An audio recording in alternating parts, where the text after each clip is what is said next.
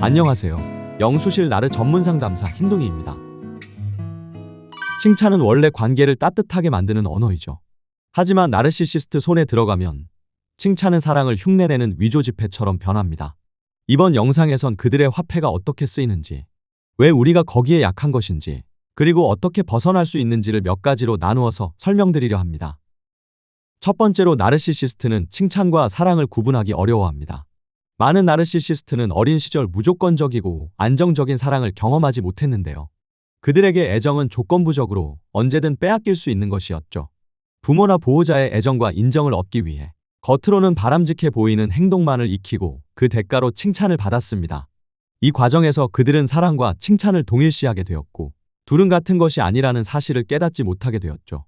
사랑은 존재 자체로 주어지는 감정이 아니라 성과에 대한 보상으로만 받아들여지도록 프로그램된 것입니다.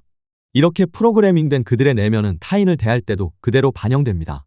이 믿음은 성인이 된 뒤에도 그대로 이어져 진심 어린 소통이나 상호적인 존중보다 칭찬과 러브바밍을 목적 달성을 위한 지불수단으로 사용하는 경향이 강해집니다.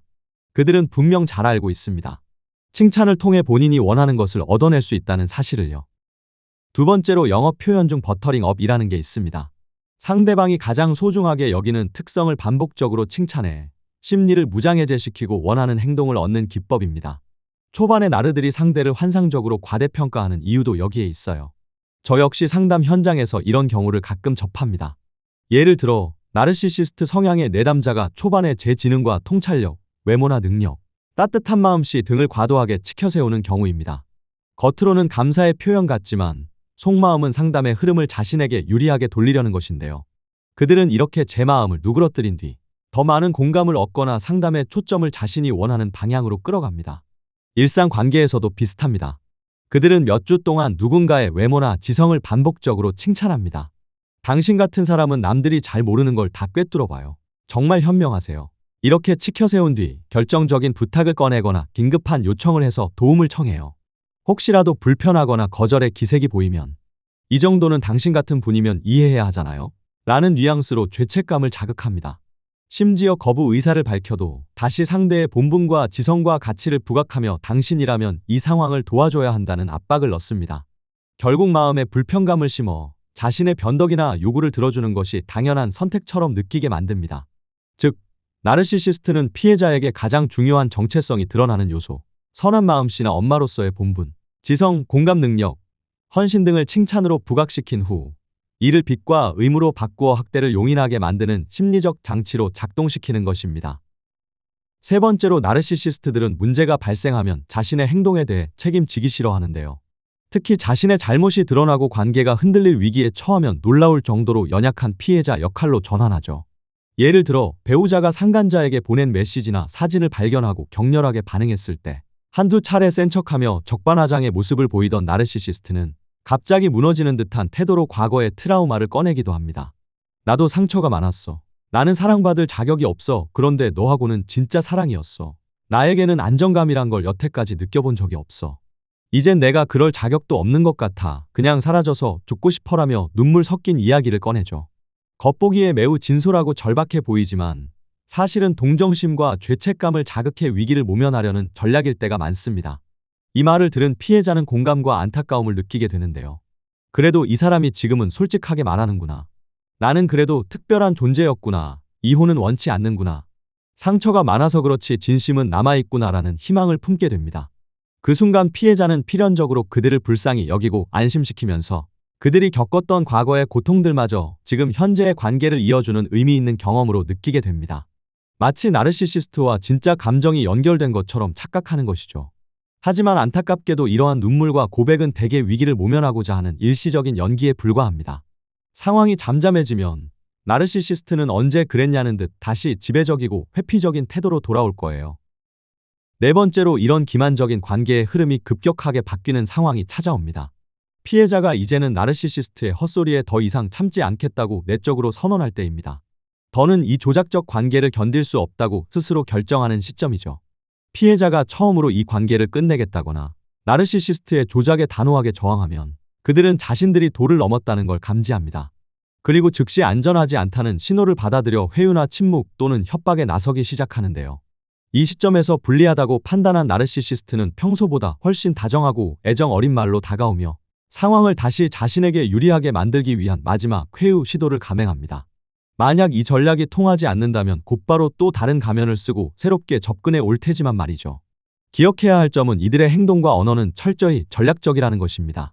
그들에게 중요한 건 자신의 생존과 이익뿐이며 주변 사람을 목적 달성을 위한 도구 정도로 여기죠. 따라서 이러한 회유 역시 진심이 아니라 통제를 되찾기 위한 계산된 행동일 뿐이라는 점이에요. 다섯 번째로, 그럼 왜 우리는 그 칭찬에 약한 것일까요? 나르시시스트들이 대개 공감 능력이 높지만 자존감이 낮은 사람, 혹은 상황적으로 취약한 사람을 표적으로 삼는다는 것을 눈치채셨을 겁니다. 그들은 종종 감정적으로 상처받기 쉬운 사람, 비판적인 양육자 아래에서 자라난 사람, 그리고 자신의 가치를 상대적으로 낮게 평가하는 이들을 겨냥합니다. 이런 사람들은 성장 과정에서 두 가지를 배우며 살아왔습니다.